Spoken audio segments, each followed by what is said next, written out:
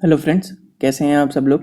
Machine learning algorithm की implementation में आज हम लोग बात करेंगे रेगुलराइजेशन के बारे में। ठीक है, आखिर रेगुलराइजेशन क्या होता है, क्यों इसकी इम्पोर्टेंस है मशीन लर्निंग में, लीनियर रिग्रेशन में इसकी क्यों इम्पोर्टेंस है। आखिर जब हमारे पास इतनी सारी रिग्रेशन की ऑलरेडी एल्गोरिदम थी तो हमें रेगुलराइजेशन की क्यों हेल्प पड़ गई, हमें इसका यूज़ क्यों मतलब इतना ज़्यादा इंपॉर्टेंट हो गया इसका यूज़ करना। ठीक है, आखिर लीनियर रिग्रेशन से इसका क्या ताल्लुकात है, ठीक है, और मल्टी कोलिनियरिटी से इसका क्या रिलेशन है, ये सारी चीज़ें आज हम लोग देखेंगे। ठीक है, उससे पहले इस वीडियो में आगे बढ़ने से पहले थोड़े से इसके प्री रिक्विजिट हैं। आपको पता होना चाहिए लीनियर रिग्रेशन क्या होता है। ठीक है, आपको लीनियर रिग्रेशन के बारे में थोड़ा बहुत पता होना चाहिए क्योंकि यहाँ पर हम उसको एक्सप्लेन करेंगे नहीं। कॉस्ट फंक्शन के बारे में आपको पता होना चाहिए, आखिर कॉस्ट फंक्शन क्या होते हैं, कैसे काम करते हैं, क्यों इंपॉर्टेंट है हमारे मशीन लर्निंग की जर्नी में। ठीक है, ये दो चीज़ें आपको पता होनी चाहिए। थोड़ा बहुत आपको ब्रीफ पता होना चाहिए ग्रेडियंट डिसेंट का, सॉरी मेरे जी के लिए, ग्रेडियंट डिसेंट का आपको थोड़ा सा ब्रीफ पता होना चाहिए। अगर आपको कॉस्ट फंक्शन के बारे में पता है तो आपको ग्रेडियंट डिसेंट के बारे में पता होगा, ये मैं अनुमान लगा के चल रहा हूँ। ठीक है, और मल्टी कोलिनियरिटी के बारे में आपको पता होना चाहिए, आखिर मल्टी कोलिनियरिटी क्या होती है, कैसे हमारे मॉडल में मल्टी कोलिनियरिटी आती है और क्या इफेक्ट डालती है हमारे आउटकम में। ठीक है, ये आपको पता होना चाहिए। इन सब पर मैंने डेडिकेटेड वीडियो बना रखी है, मैं डिस्क्रिप्शन में प्लेलिस्ट का लिंक डाल दूंगा, आप वहाँ से चेकआउट कर सकते हैं।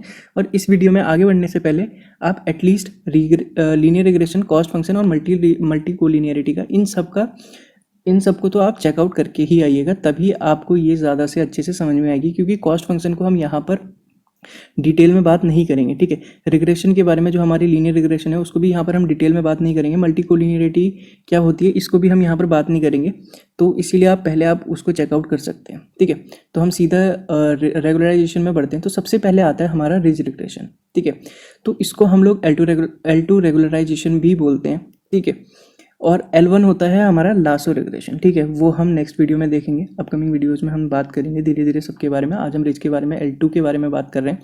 तो ये जो है हमारा एक मॉडल ट्यूनिंग मेथड है। ठीक है, मॉडल ट्यूनिंग मेथड है क्यों, जो हमारा यूज़ आता है एनालाइज करने के लिए हमारे डेटा को, विच हैव को रिलेशन अमंग इंडिपेंडेंट वेरिएबल्स। ठीक है, जिसमें कि हमारी मल्टी कोलिनियरिटी होती है। जिस डेटा सेट में हमारी मल्टी कोलिनियरिटी होगी ना, जिस डेटा सेट में हमारे इंडिपेंडेंट वेरिएबल के बीच में बहुत ज़्यादा हाई कोरिलेशन होगा, उस वाले केस में हम लोग इसका सीधा सीधा यूज़ कर सकते हैं। ठीक है, उस केस में ये हमारा ज़्यादा हेल्प करेगा। लीनियर रिग्रेशन अगर हम डाल देंगे तो मोस्ट प्रोबेबली हमारी जो एक्यूरेसी है वो डाउन चली जाएगी। ठीक है, या फिर कोई और भी अगर हम रिग्रेशन प्रॉब्लम को सॉल्व करें या फिर किसी और एल्गोरिदम का हम यूज़ कर रहे हैं तो हो सकता है उस केस में हमारी जो एक्यूरेसी है वो डाउन चली जाए, अगर हम उसमें बहुत ज़्यादा हाइपर पैरामीटर ट्यूनिंग नहीं करेंगे। तो बेसिकली ये हमारा मॉडल ट्यूनिंग मेथड ही है। ठीक है, हमारे मॉडल को ट्यून करता है और हमें एक डेडिकेटेड मतलब जो हमें चाहिए रिजल्ट आउटकम वो हमें ला के देता है। ठीक है, इसीलिए हम इसका यूज़ करते हैं। मल्टी कोलिनियरिटी होती है जब हमारी इंडिपेंडेंट वेरिएबल के बीच में, जो इंडिपेंडेंट वेरिएबल होते हैं, जो हमारे फीचर्स होते हैं, जो हमारी एक्स की वैल्यू होती है, उनके बीच में जब हमारे जो फीचर्स हैं वो आपस में कोरिलेट करने लग जाते हैं ना, तो उसको हम मल्टी कोलिनियरिटी कहते हैं। ठीक है, आप डिटेल में जाके देख सकते हैं। तो यहाँ पर थोड़ा सा ये बेसिक इंट्रोडक्शन था हमारे रिच के बारे में। अब जो हमारी लीनियर रिग्रेशन की इक्वेशन होती है, जो हमारी वो होती है लाइन की इक्वेशन, वो थी हमारी y equal to β0 plus β1 x1। ठीक है, अब यही हम आगे भी यूज़ करेंगे। ठीक है, अब ये हमारी सिंपल लीनियर रिग्रेशन की हो गई, सिंपल रिग्रेशन की हो गई। अगर हमारे पास मल्टीपल फीचर्स हैं तो हम यहाँ पर β2 β3 x2 x3 ये सारी चीज़ें हम आगे यूज़ कर सकते हैं। ठीक है, अब हम बात करते हैं कॉस्ट फंक्शन की। ठीक है, अब कॉस्ट फंक्शन हमें पता है, कॉस्ट फंक्शन का फॉर्मूला हमारा ये होता है, मैं यहाँ पर दिखाता हूँ। ठीक है, ये हमारा कॉस्ट फंक्शन है। कॉस्ट फंक्शन को हम डिनोट करते हैं जे से। ठीक है, इसका फॉर्मूला होता है 1/2n। ये n है हमारे number of total feature, number of data points. ठीक है, हमारे जितने भी डेटा पॉइंट्स हैं हमारे डेटा सेट में, ये हमारा वो हो जाता है समेशन। ठीक है, H theta of x. S theta क्या होता है, एस थीटा वही हमारा वाई इज इक्वल टू, यहाँ पर ये जो वाई की वैल्यू है ना, ये जो हमारा वाई है यही हमारा एस थीटा है। वाई इज इक्वल टू β0, ये जो ये वैल्यू है ना y is equal to β0 plus β1 x, ये यहाँ पर हमारा एस थीटा, ये है एस थीटा ऑफ x। ये y हैट है हमारा, जो हमारी प्रिडिक्टेड वैल्यूज़ आती हैं। ठीक है, उसका होल स्क्वायर।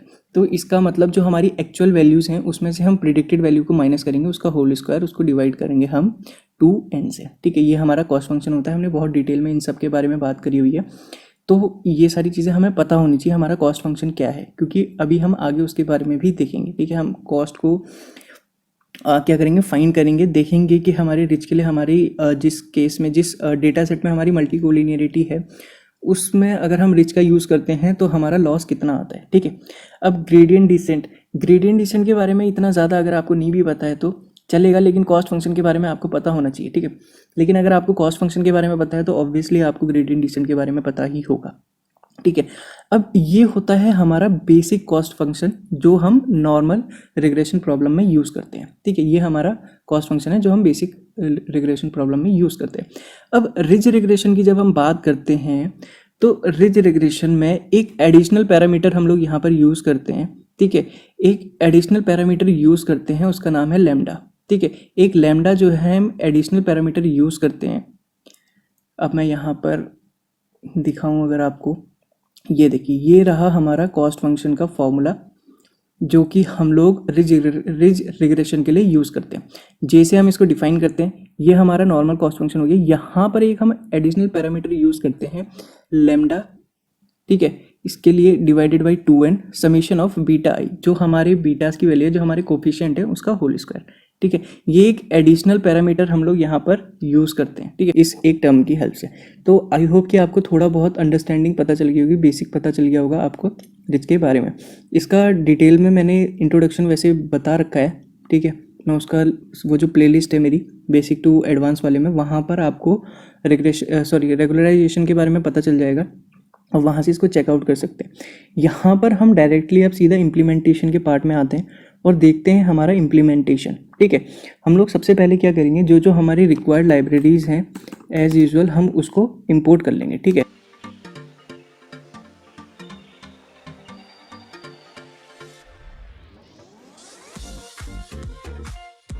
यहाँ पर हमारी जो लाइब्रेरीज हैं वो इंपोर्ट हो चुकी हैं। अब सबसे पहले हम लोग क्या करते हैं, अपने डेटा को डेटा को यहाँ पर रीड करवा लेते हैं। ठीक है, हम पांडास की हेल्प से हम लोग अपने डेटा को रीड करवा लेते हैं। पांडा डॉट रीड CSV। हम यहाँ पर अपने डेटा को डेटा फोल्डर में डायमंड नाम से मेरा एक CSV फाइल है, मैं यहाँ पर उसको ले आता हूँ, रीड करवा लेता हूँ और उसका हेड देख लेते हैं। ठीक है, ये जो डेटा सेट है मेरे क्या बोलते हैं, जो गिटहब अकाउंट है वहाँ से भी मिल जाएगा। मैं गिटहब अकाउंट का लिंक नीचे डाल दूंगा। ये वाली आपको जो रिपोजिटरी है, जो नोटबुक है, ये नोटबुक भी आपको वहीं मेरे गिटहब अकाउंट में मिल जाएगी। ठीक है, डेटा सेट के साथ, तो आप वहाँ से चेकआउट कर सकते हैं। ठीक है, ये हमारा कुछ इस तरीके का डेटा है। ठीक है, ये हमारा डायमंड से रिलेटेड है, डायमंड की प्योरिटी से रिलेटेड है, उसके प्राइस से रिलेटेड है। ठीक है, हमें उसकी प्राइस को प्रिडिक्ट करना है। ठीक है, ये यहाँ पर कितने कैरेट का हमारा डायमंड है, उसमें कट क्या है, कैसा आइडियल है, प्रीमियम है, गुड है, कलर है, उसका क्लियरिटी है, डेप्थ है, टेबल है, XYZ, ये कुछ उसके एक्सेस हैं। ठीक है, ये उस हिसाब से हमें उसकी प्राइस प्रिडिक्ट करनी है। ठीक है, अब ये यहाँ पर ये हमारा कॉलम है, ये हमारे डेटा सेट में है, तो हम इसको यहाँ पर सबसे पहले ड्रॉप कर लेंगे। Data is equal to data dot drop. यहाँ पर से हम ये जो हमारा अनवांटेड कॉलम है, इसको यहाँ पर से हम लोग ड्रॉप कर लेंगे, क्योंकि ये हमारी जो उसको एक्यूरेसी है उसको ऑब्वियसली गिराएगा, क्योंकि ये रिलेवेंट थोड़ी है ना, डायमंड की हमें प्राइस प्रिडिक्ट करनी है। अब ये यहाँ पर ये बेसिकली ये जो कॉलम है ना, ये वाला, ये 0 1 2 3 ये जो नंबरिंग है, ये बेसिकली हमारे डेटा सेट में गलती से आ गई है शायद। ठीक है, तो यहाँ पर अब हम इसका फिर से एक बार हेड देख लेते हैं, तो हमारा कुछ इस तरीके का क्लियर डेटा है। अब ये जो है कट, कलर और क्लियरिटी, अब ये यहाँ पर हमारे कैरेक्टर्स हैं। ठीक है, कैरेक्टर वैल्यू है।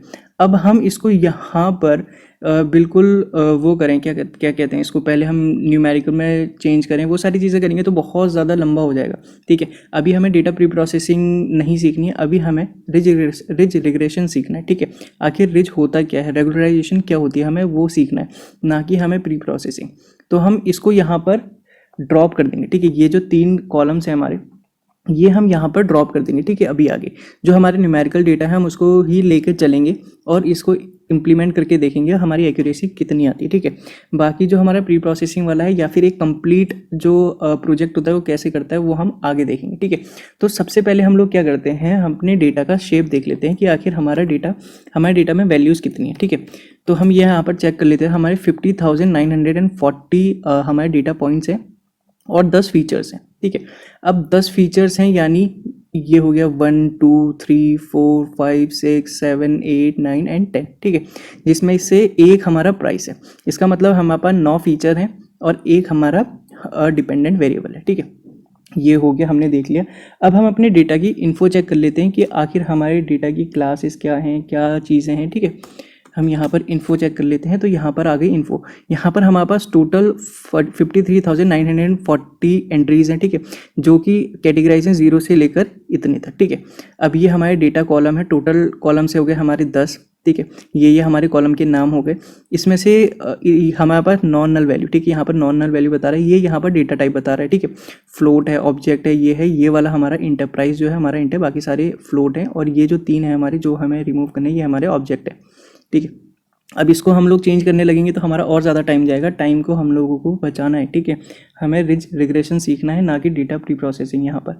तो हम लोग सिंपली क्या करते हैं, डेटा में से ड्रॉप कर देते हैं अपना, ठीक है, डेटा डॉट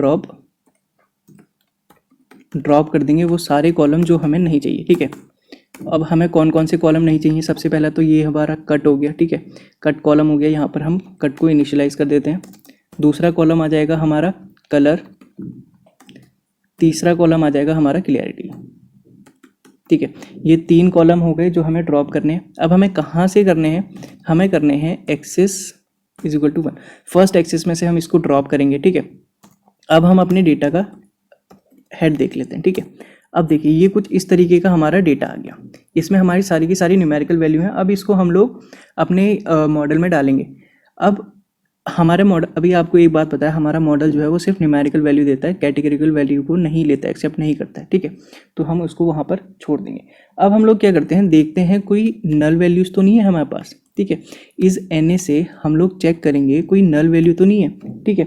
अब यहाँ पर हम इसका सम कर देंगे कि हमें बता देगा कि कितनी नल वैल्यूज़ है। अगर यहाँ पर एक भी नल वैल्यू होती तो उसको सम करके बता देता total number of null value. अगर हम यहाँ पर सम नहीं करते हैं तो ये ऐसे बताएगा, ठीक है। अब यहाँ पर हम कैसे देखेंगे, ठीक है, तो इसीलिए हम लोग यहाँ पर डॉट सम फंक्शन के यूज़ करते हैं, जो हमें पूरा कैलकुलेट करके दे देता है। अब हमारे एक भी नल वैल्यूज़ नहीं है किसी भी कॉलम में, ठीक है। तो हम we are good to go. सबसे पहले हम लोग क्या करते हैं, अपने डिपेंडेंट और इंडिपेंडेंट वेरिएबल को अलग कर लेते हैं, ठीक है। सबसे पहले हमारा काम रहेगा डिपेंडेंट और इंडिपेंडेंट वेरिएबल को अलग अलग करना। यहाँ पर मैं लिख लेता हूँ separating dependent and independent variables. एक सेकेंड, हाँ ठीक है। हमने यहाँ पर अब अपने डिपेंडेंट और इंडिपेंडेंट वेरिएबल को अलग अलग कर लेते हैं। एक्स में से हम लोग सिंपली ड्रॉप कर देंगे अपना कौन सा वाला कॉलम, अपना प्राइस वाला कॉलम, ठीक है, क्योंकि वो चीज़ हमें प्रिडिक्ट करनी है। कहाँ से करेंगे, एक्सेस 1 से करेंगे, ठीक है। पहली एक्सेस से हम इसको ड्रॉप कर देंगे और वाई में आ जाएगा हमारा प्राइस वाला कॉलम, ठीक है। तो अब अगर हम यहाँ पर देखें हमारा एक्स में हमारा प्राइस नहीं है, और वहीं पे अगर हम वाई चेक करें तो वाई में हमारी सारी प्राइस है। अब अगर हम बात करेंगे वाई डॉट मिनिमम वैल्यू, ठीक है, वाई में जो हमारे प्राइस है उसकी मिनिमम वैल्यू कितनी है, 326, ठीक है, 326 मिनिमम वैल्यू है। और अगर हम यहाँ पर मैक्स चेक करें तो 18,823, बहुत ज़्यादा डिफरेंस है मिनिमम और मैक्सिमम वैल्यू के बीच में। तो हमारे मॉडल जो है वो प्रिडिक्शन के टाइम पे बहुत ज़्यादा एरर हमें दे सकता है। तो हम लोग क्या करेंगे, हम लोग बेसिकली लॉग ले लेंगे, ठीक है। हम लोग यहाँ पर y is equal to np.log, इसमें y डाल देंगे, ठीक है। इससे क्या होगा, जो हमारी वैल्यूज़ हैं 1 to 10 के बीच रेंज में आ जाएगी, ठीक है। अब यहाँ पर अगर हम y की वैल्यू देखें तो सारी हमारी 1 to 10 की रेंज में आ गई, ठीक है। अगर अब हम यहाँ पर मिनिमम वैल्यू देखें तो 5.78, ठीक है, ये हमारी मिनिमम वैल्यू आ गई। अब मैक्स वैल्यू अगर हम देखेंगे तो 9.84 आ गई, ठीक है। ये हमारी बेसिकली एक रेंज में आ गई है, जो कि हमें अब उतना ज़्यादा ड्रास्टिक वो नहीं देगा अगर हम इसको स्टैंडर्डाइज नहीं करते, ठीक है, नॉर्मलाइज नहीं करते अपने डेटा को। अगर हम यहाँ पर अपनी एक्स की वैल्यू देखें तो इतनी ज़्यादा फ्लक्चुएटिंग नहीं है, ठीक है। लेकिन ये जो हमारी डिपेंडेंट वेरिएबल है बहुत ज़्यादा ह्यूज है, तो इसको हमने पहले नॉर्मलाइज कर लिया, ठीक है। नॉर्मलाइज के और भी तरीके होते हैं, ठीक है, हम वो धीरे धीरे देखेंगे। अभी फ़िलहाल हमने बेसिक नॉर्मलाइजेशन यूज़ किया है, हमने लॉग ले लिया है अपने वाई का, ठीक है। अब हम लोग क्या करते हैं, सबसे पहले चेक कर लेते हैं हमारे डेटा में कोरिलेशन, ठीक है। अब हम मल्टी कोलिनियरिटी बात कर रहे हैं। अगर हमारे डेटा सेट में मल्टी कोलिनियरिटी ही नहीं होगी तो हम क्यों रिच का यूज़ करेंगे, हम नॉर्मल एल्गोरिदम यूज़ कर लेंगे, है ना। तो सबसे पहले हम चेक करेंगे कोरिलेशन, ठीक है। कहीं हमारे डिपेंडेंट और इंडिपेंडेंट वेरिएबल के बीच में कोरिलेशन तो नहीं है। अगर कोरिलेशन होगा तभी हम आगे बढ़ेंगे ना, वरना हम रिच को ड्रॉप कर देंगे, कोई और एल्गोरिदम यूज़ करेंगे, है ना। तो सबसे पहले हम, और यहाँ पर जो हमारा डेटा सेट है, ठीक है, डेटा सेट में CORR ये जो हमारा फंक्शन है ये हमें कोरिलेशन फाइंड करके दे देता है, ठीक है। हम यहाँ पर इसको कॉल कर देंगे तो ये हमें कोरिलेशन कुछ इस तरीके का बता रहा है, ठीक है। हम इसको ना सीबॉर्न की हेल्प से प्लॉट करके देख लेते हैं, ठीक है, हीट में प्लॉट करके देख लेते हैं ताकि हमें अच्छे से पता चल जाए, मतलब हमें विजुअलाइज हो। जब तक हमें चीज़ें दिखती नहीं ना तब तक हमें समझ में नहीं आती। अब यहाँ पर हम नंबर देखेंगे तो हम छोड़ देंगे चीज़ें, है ना, लेकिन फिर भी यहाँ पर अगर हम देखें प्राइस की और कैरेट की, ठीक है, चलो प्राइस को तो छोड़ दो, प्राइस से तो उनका होना ही चाहिए, ठीक है, प्राइस से तो डिपेंड होना ही चाहिए। अब हम एक्स और कैरेट की बात करें तो ये बहुत ज़्यादा डिपेंडेंट है, वाई और कैरेट भी बहुत ज़्यादा, ये और ये भी बहुत ज़्यादा, ठीक है। अब हम यहाँ पर देखें, अब मैं यहाँ पर क्या करता हूँ, नोटेशन डाल देता हूँ, ठीक है। नोटेशन से हमें पता चल जाएगा कि हमारी वैल्यूज़ पता चल जाएंगी, ठीक है। ये 1 1 1 1 1 ये आपस में, कैरेट और कैरेट तो आपस में तो क्या बोलते हैं, कोरिलेट करेंगे, ये तो 100% कोरिलेशन होगा इन दोनों के बीच में। लेकिन अगर हम बात करें प्राइस और कैरेट का तो ठीक है, बहुत ज़्यादा हाई है, तो इसका मतलब ये हमें प्रेडिक्ट करने में बहुत ज़्यादा हेल्प करेगा, ठीक है। कैरेट एक हमारा इंपॉर्टेंट फीचर हो गया। अभी जो एक्स है, एक्स और कैरेट के बीच में बहुत ज़्यादा कोरिलेशन है, 98% का, ठीक है। और वाई और कैरेट के बीच में 95% का, जी और कैरेट के बीच में भी 95% का। अब डेप्थ और जी के बीच में भी कम है, बहुत कम है, ठीक है, इन सब के बीच में कम है। अब अगर हम हाई की बात करें, हम हाई की बात करें तो ये देखिए प्राइस का तो ठीक है, वाई और एक्स, ठीक है, वाई और एक्स के बीच में 97% का, जी और एक्स के बीच में 97% का, वाई और जी के बीच में 95% का, ऐसे बहुत ज़्यादा कोरिलेशन है, ठीक है। तो अब हम यहाँ पर पता चल गया कि मल्टी कोलिनियरिटी एग्जिस्ट करती है हमारे डेटा सेट में, ठीक है। तो हम इसीलिए सही ट्रैक पे जा रहे हैं, ठीक है। तो अब हम क्या करेंगे, अपने डेटा सेट को स्प्लिट कर लेंगे, ठीक है, स्प्लिटिंग आवर डेटा सेट, ठीक है, डेटा सेट। यहाँ पर अब हम अपने डेटा सेट को स्प्लिट करेंगे। सबसे पहले मैं थोड़ी बहुत लाइनें वो कर लेता हूँ, ठीक है। अब हम लोग sklearn का हेल्प लेंगे, from sklearn dot model selection import train test split, ठीक है। यहाँ पर हम ट्रेन टेस्ट स्प्लिट का यूज़ करेंगे। हमने लाइब्रेरी इंपोर्ट कर ली है sklearn से के मॉडल सिलेक्शन से ट्रेन टेस्ट स्प्लिट। इससे हम लोग एक्स ट्रेन और वाई ट्रेन अलग अलग, मतलब हम लोग एक्स ट्रेनिंग के लिए अलग डेटा और टेस्टिंग के लिए अलग डेटा को हम लोग सेपरेट कर लेंगे, ठीक है। तो x train comma x test comma y train y test is equal to train test split x और वाई, ठीक है। अब यहाँ पर हम लोग टेस्ट का साइज देंगे, टेस्ट साइज दे देते 30% हम लोग टेस्टिंग के लिए डाल देंगे और बाकी का हमारा जो 70% है वो ट्रेनिंग पे चला जाएगा, ठीक है। अब हम लोग यहाँ पर रैंडम स्टेट इसको इनिशियलाइज कर देते हैं, random state is equal to 0, ठीक है। रैंडमली इनिशियलाइज होगा हमारा डेटा। यहाँ पर हमारी ट्रेनिंग और टेस्टिंग की स्प्लिटिंग हो चुकी है, ट्रेनिंग और टेस्टिंग में, ठीक है। अब यहाँ पर अगर हम शेप देखें इन सब का, डॉट शेप डॉट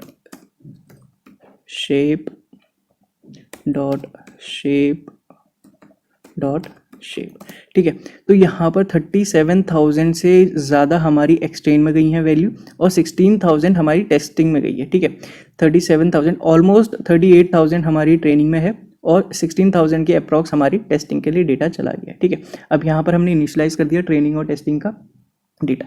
अब हम लोग क्या करते हैं, हम अपने रिच को इंपोर्ट करते हैं, ठीक है। sklearn से हम लोग अपने रिच को, जो हम यहाँ पर इनिशियलाइज करें, जो हम आगे देखने जा रहे हैं उसको यहाँ पर हम लोग इंपोर्ट कर लेते हैं, ठीक है। From sklearn dot linear model में से हम इंपोर्ट करेंगे किसको, रिच को, ठीक है। रिच को यहाँ पर हम लोग इंपोर्ट करेंगे लीनियर मॉडल से, ठीक है। sklearn जो हमारी लाइब्रेरी है उसमें से हम लोग एक पैकेज है लीनियर मॉडल, उसमें से हम लोग इंपोर्ट कर रहे हैं रिच को, ठीक है। अब इसमें हमारा जो मेन फंडा होता है ना रिच में, वो होता है हमारे को एक ऑप्टिमल लैम्डा की वैल्यू फाइंड करना, ठीक है, एक ऑप्टिमल आइडियल लैम्डा की वैल्यू फाइंड करना। अब यहाँ पर हम sklearn लाइब्रेरी का यूज़ कर रहे हैं तो वो ऑटोमेटिकली इंटरनली हमें करके दे देगा, ठीक है। अब यहाँ पर हम अपने मॉडल को RIDGE, ठीक है, यहाँ पर हमने अब मॉडल को इनिशियलाइज कर लिया है। अब हम डायरेक्टली इसको फिट कर देते हैं अपने जो एक्सट्रेन और उसको है फिट कर देंगे x train comma y train, y train, ठीक है। यहाँ पर हमारी फिटिंग की वो हो गई है। अब देखिए यहाँ पर ये कुछ पैरामीटर्स दिखा रहा है, ठीक है।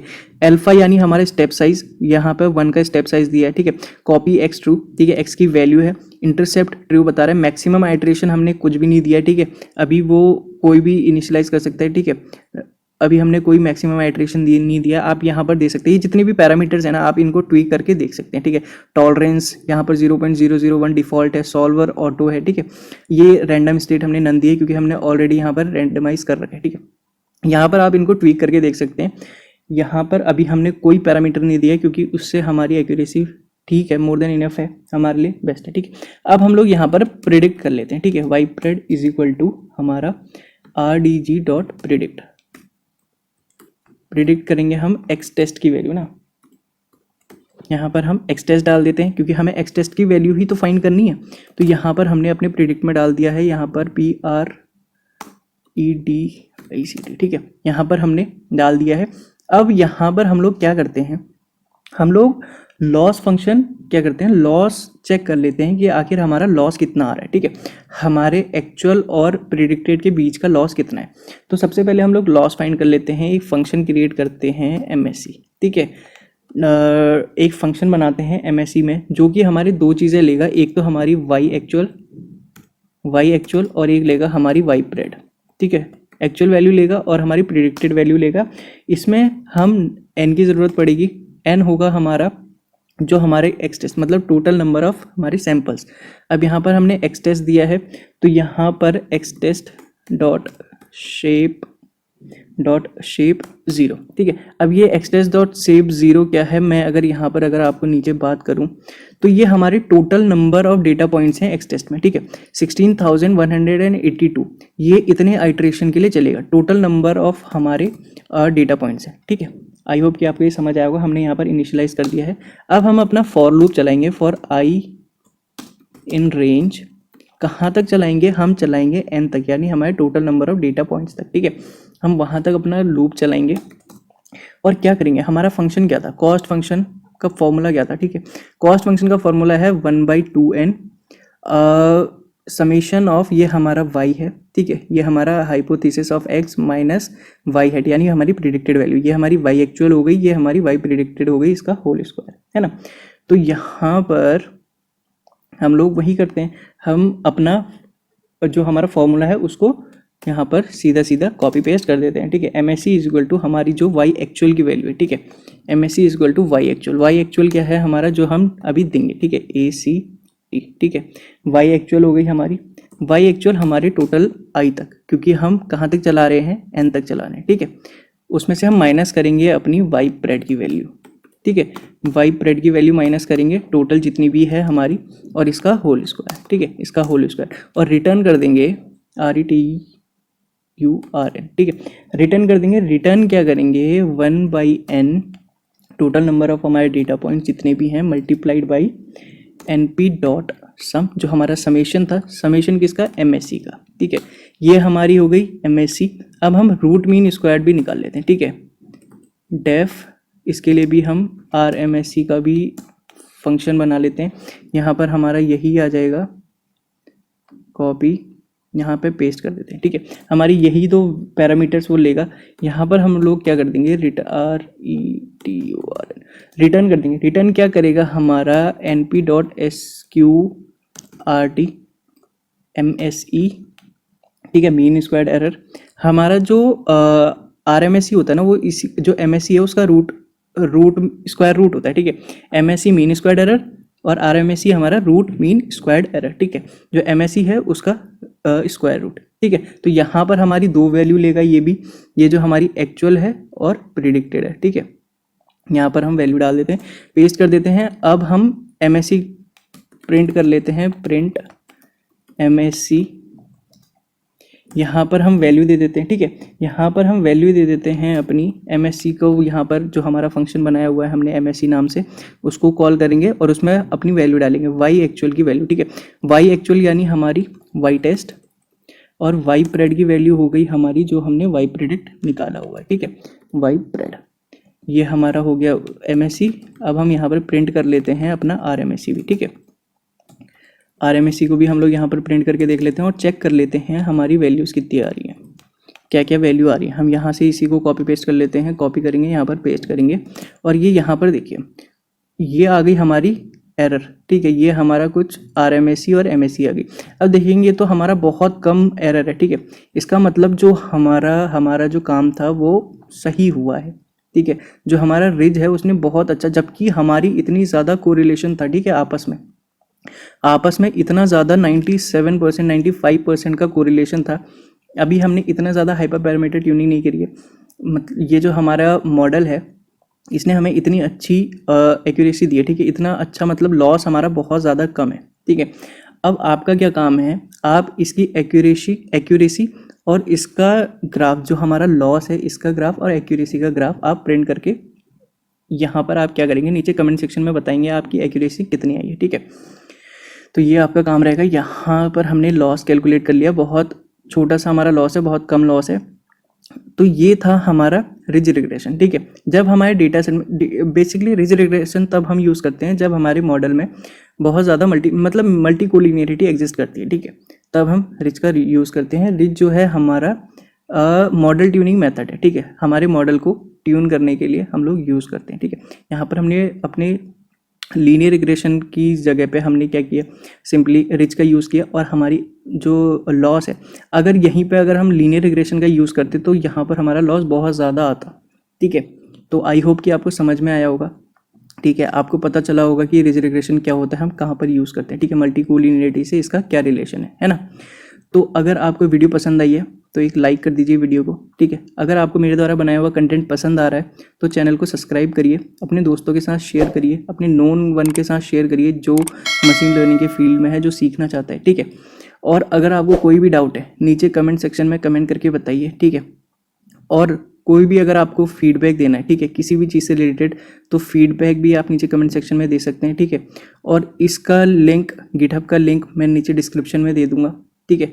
और multi collinearity, linear regression, cost function का जिस प्लेलिस्ट में है मैं उसका भी लिंक नीचे दे दूंगा, ठीक है। आप उसको पहले समझिए फिर इस वीडियो पे आइएगा ताकि आपको इजीली अंडरस्टैंडिंग हो जाए, ठीक है, इस चीज़ की। तो मिलता हूँ मैं तब तक आपसे नेक्स्ट वीडियो में, तब तक के लिए आप अपना ध्यान रखिए, बाय।